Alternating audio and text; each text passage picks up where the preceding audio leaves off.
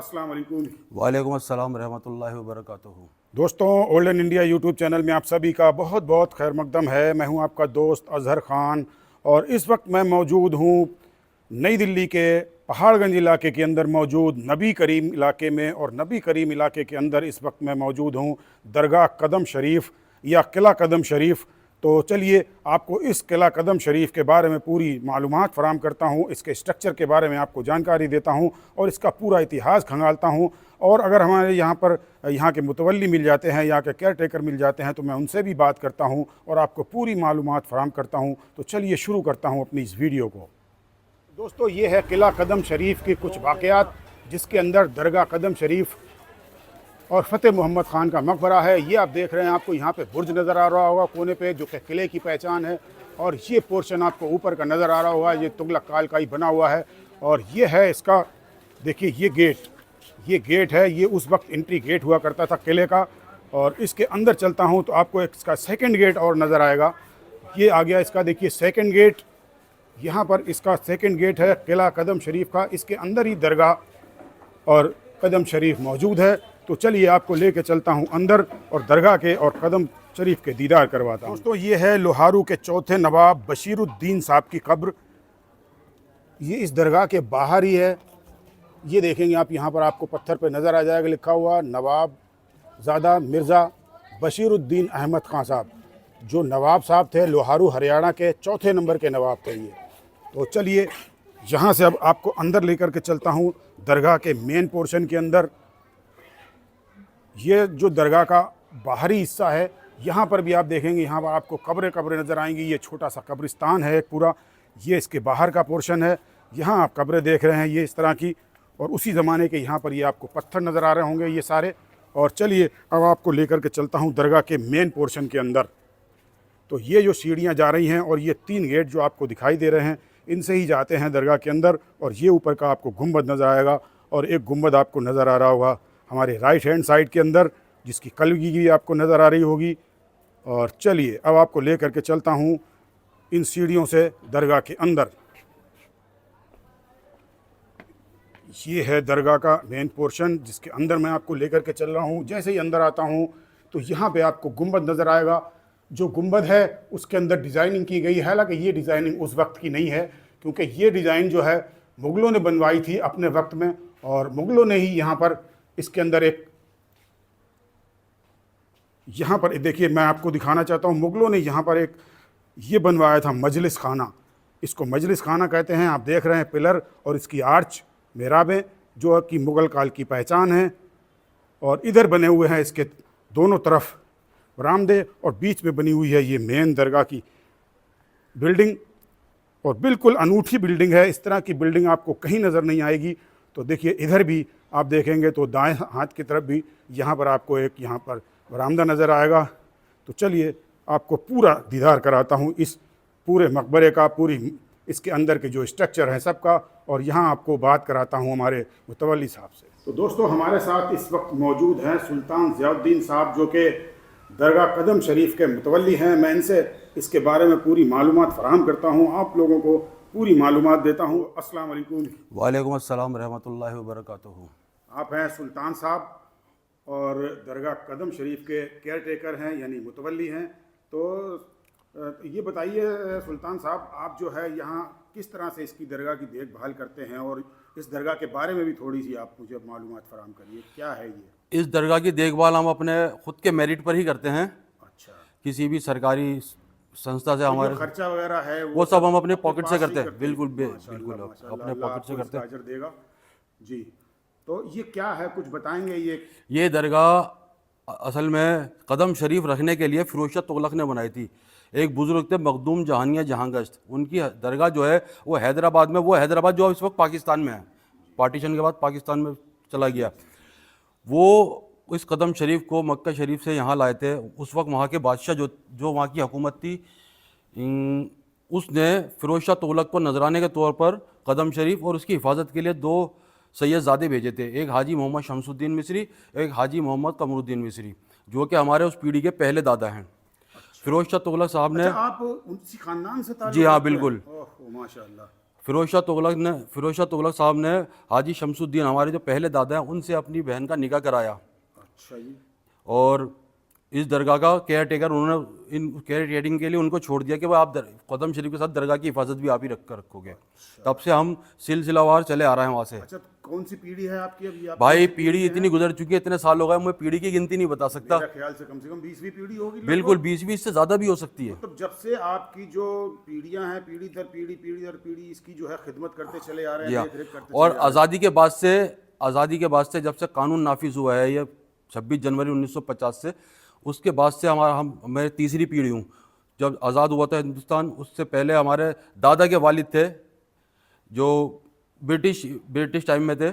उसके बाद जब आज़ाद हो गया हिंदुस्तान तो हमारे दादा पीर जी सलीमुद्दीन साहब, उसके बाद हमारे वालिद पीर जी मिराजुद्दीन साहब, और अब मैं। अच्छा, माशाल्लाह, ये तो आपसे मिलकर बड़ी खुशी हुई। आपने ये चीज़ बताई, ये तो शायद किसी को भी मालूम नहीं होगी कि इतने पुराने ज़माने से आप लोग जो हैं इसकी दरगाह की खिदमत करते थे। हालांकि दरगाह ये 1947 में उजड़ गई थी, यहाँ लोग घुसाए थे, बर्बाद। हमारे दादा ने कोशिश करके पुलिस के ज़रिए केस करके या पुलिस के ज़रिए जो भी किया हो, इसको दोबारा खाली कराया गया था। यहाँ ये जो आप दरगाह में अभी भाई आपको सुतून वगैरह दिखाएंगे, इनके बीच में पत्थर की जालियाँ लगी हुई थी, उन लोगों ने तोड़ दी थी। अंदर दरगाह में आग लगा दी थी, और जो पुराना बना हुआ मज़ार था संगे मनवर का, उसको भी शहीद कर दिया था। तो फिर हमारे दादा ने दोबारा से इसको डेवलप किया, आहिस्ता आहिस्ता जैसा हो सका इसमें सफ़ेदी रंग रोगन करा के उसको खूबसूरती दोबारा लाने की कोशिश की। अब जो भी आप देख रहे हैं वो उन्हीं, सच पूछिए तो उन्हीं की मेहनत का नतीजा है। मतलब से वो है ये सिला कि दरगाह को उन्होंने रिस्टोर कर लिया, दरगाह को उन लोगों से, मवालियों से बचा जी लिया। बिल्कुल, बेशक। जो उस टाइम जो अफरा तफरी का माहौल जी, बहुत ज़्यादा अफरा तफरी का माहौल था उस वक्त। तो इंसान को इंसान नहीं समझा रहा था, आ गए थे और उन्होंने जहाँ जगह मिल रही थी वहाँ कब्जे कर रहे थे, बेशक ऐसा ही हुआ है।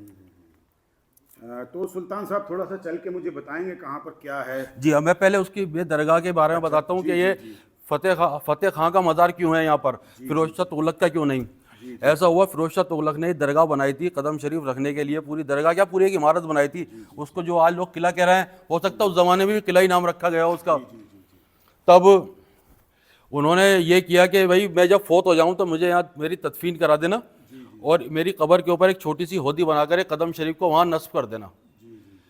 अब वो उसी दौरान शहजादा फतेह खान ने एक जंग जीत ली, तो फिरोज शाह तुगलक ने खुश होकर कहा, जाओ ख़जाने से जो तुम्हें अच्छा लगे वो उठा लो, जो चाहिए वो ले लो। तो फतेह खान ने क्या किया, वहाँ से उस ख़जाने के अंदर जाकर कदम शरीफ रखा हुआ था, इसको उठा लिया कि अपने वालिद से कहा ये मुझे दे दो। तो फिरोज शाह तुगलक इसके लिए राज़ी नहीं हुए। इतना मतलब दोनों बाप बेटों में इतनी बात बिगड़ गई कि जो उस ज़माने में जो संसद या जो भी कह लें आप दरबार होता होगा वो इकट्ठा हुआ। तो ये तय हुआ कि जो पहले फौत हो जाएगा उसको यहाँ तदफीन की जाएगी और उसकी कब्र पे रखा जाएगा। ये फिरोज शाह तुगलक कॉन्फिडेंट हो गए कि मैं बुजुर्ग आदमी हूँ, बच्चा है मेरा, पहले मैं ही फौत हूँगा। लेकिन अल्लाह ताला को मंजूर नहीं था, उसने अल्लाह ताला ने पहले फतेह खां फौत हुए, किसकी बेशक बिल्कुल। तो फतेह खां का यहाँ मज़ार है, इस निस्बत से फतेह खां का मज़ार बना हुआ है यहाँ। माशाल्लाह, आपने जो चीज़ें बताई हैं शायद ये चीज़ें किसी को भी मालूम नहीं होंगी, और मैं बहुत शुक्रगुजार हूँ जो आप मुझे ये सारी चीज़ें बता रहे हैं। मैं अपने आप को बहुत मतलब शर्फ महसूस कर रहा हूँ कि आप जैसी हस्ती से हमारी मुलाकात हो गई, जो मुझे इसके बारे में सारी मालूमात हो रही है। और अब आप क्या बताना चाहेंगे और आगे? मैं चलिए आपको फतेह खां का मज़ार दिखाता हूँ, वो दिखाता हूँ कहाँ कदम शरीफ किस तरह होदी बनी हुई, कहाँ रखा जाता है। वो पुराना मज़ार तो खैर ख़त्म कर दिया गया है शर पसंदों ने, लेकिन वो लोहे की ग्रिल लगाई हुई है, उसमें वो दिखा देता है, उसी तरह से बना दिया पहचान है कि हाँ बिल्कुल पहचान है। उसी जगह पे दोबारा बना दिया गया था ना उसको, ताबिज़ को। स्टॉप कर लीजिए, स्टॉप कर लीजिए। सुल्तान भाई, मुझे जो दरगाह का मेन पोर्शन है उसके अंदर ले जा रहे हैं और कुछ उसके बारे में अस्सलाम वालेकुम करेंगे। पूरी जानकारी मैं इनसे ले रहा हूँ, बारीक से बारीक जानकारी है। आप चलिए आगे, मैं लाइट जला दूँ।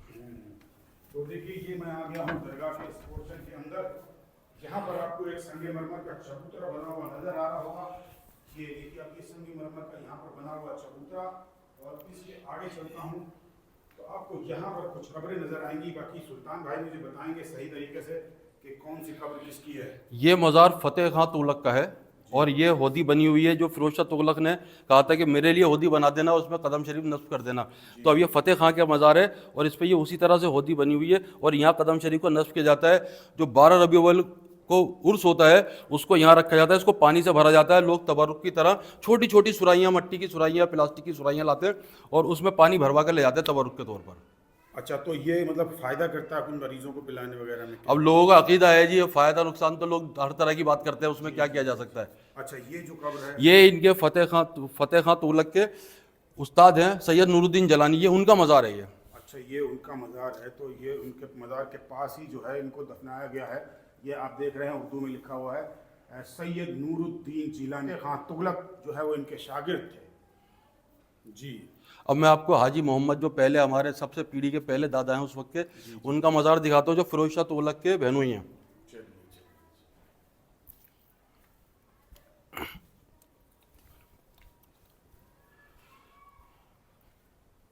मैं चल रहा हूँ सुल्तान भाई के साथ, सुल्तान ज़ियाउद्दीन साहब बताया ना आपने? जी, ज़ियाउद्दीन साहब के साथ आ गया हूँ। ये हाजी मोहम्मद साहब का मज़ार है, ये उनके भाई का, वो उनकी अहलिया फिरोज जहाँ बेगम का।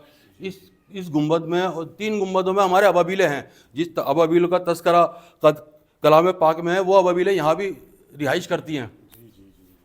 ये शाम के वक्त और सुबह के वक्त नज़र आती हैं, अच्छा, मगरिब के वक्त और मतलब तुलु आफ्ताब के वक्त। इसके अंदर ये देखिए आपको अबाबीलों के यहाँ पे घोंसले नज़र आ रहे होंगे।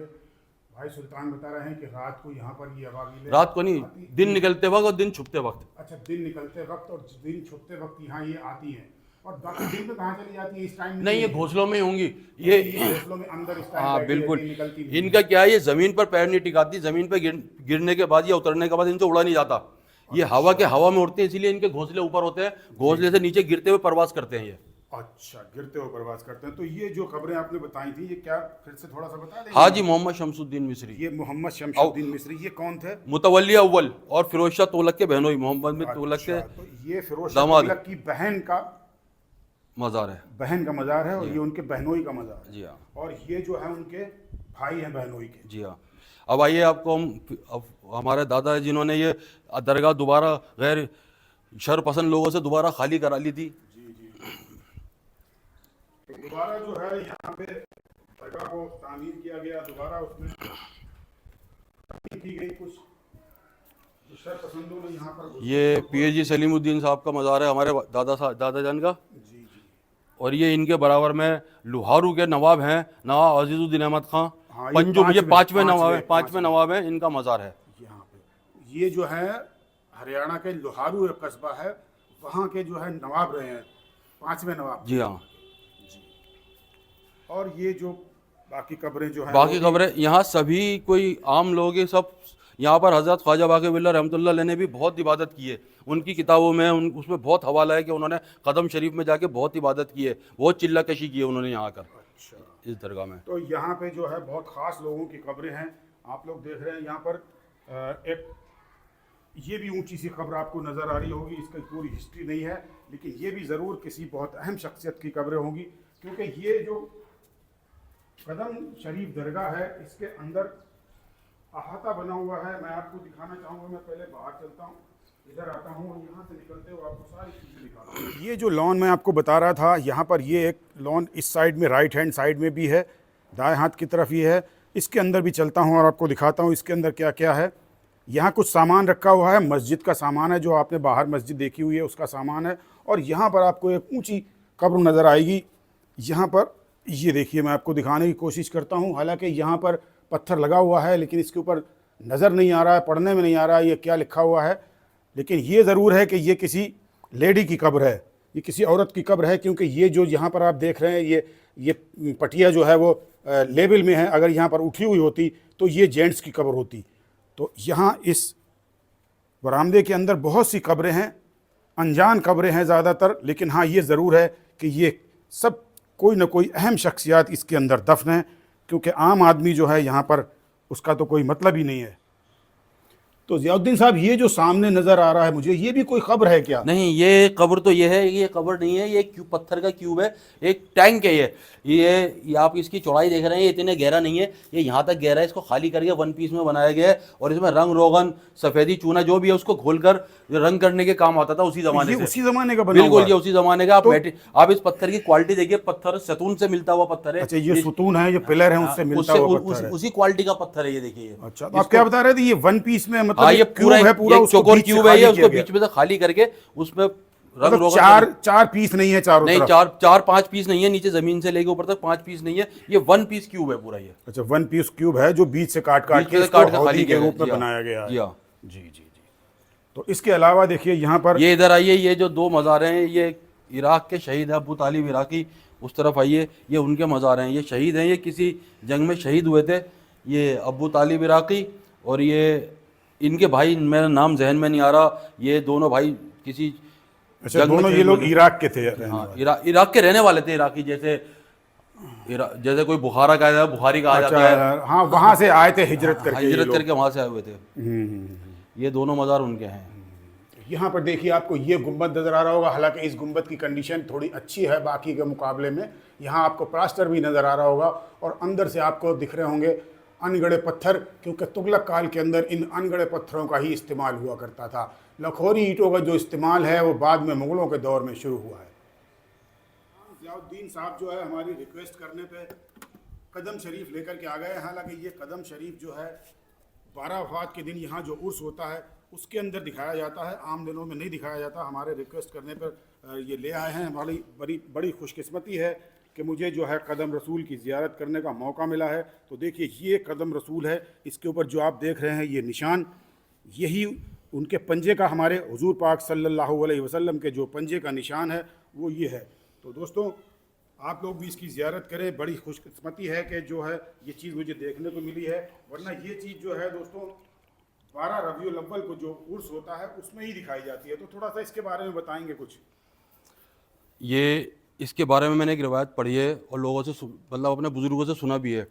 एक जुविश यानी यहूदी व्यापारी ने और उसकी बेटी ने आप सल्लल्लाहु अलैहि वसल्लम का कत्ल का इरादा करके उनकी दावत की, उनको अपने घर बुलाया। आप सल्लल्लाहु अलैहि वसल्लम जब शाम को उनके घर गए तो उन्होंने अपने घर के आगे खंदा के गड्ढा खोदा, उसके अंदर फूस मट्टी भरकर उसको ढक दिया, बिल्कुल एकसार कर दिया।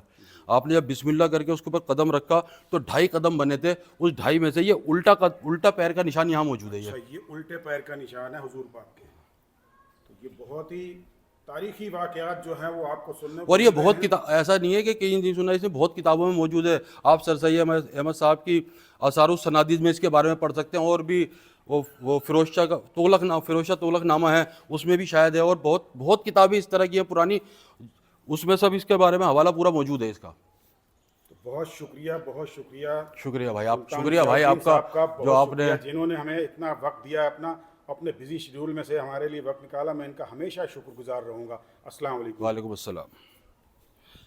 दोस्तों इस दरगाह कदम शरीफ की तामीर फ़िरोज़ शाह तुगलक ने 1375 ईस्वी में करवाई थी। फ़िरोज़ शाह तुगलक के शहज़ादे फ़तेह ख़ान की मौत 1374 ईस्वी में फ़िरोज़ शाह तुगलक से पहले हो गई। वादे के मुताबिक सुल्तान ने यह मकबरा बनवाया और कदम शरीफ को अपने बेटे की कब्र पर रखवा दिया।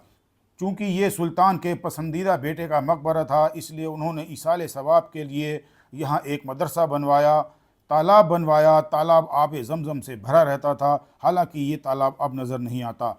इस जगह को किला कदम शरीफ भी कहते हैं क्योंकि इसे किले की तर्ज पर बनाया गया है। दोस्तों यहीं पर हरियाणा प्रदेश के एक कस्बे लोहारू के नवाब बशीरुद्दीन को भी दफनाया गया है, जबकि उन्हें 3 अक्टूबर 1835 ईस्वी को अंग्रेज़ों ने फांसी दे दी थी।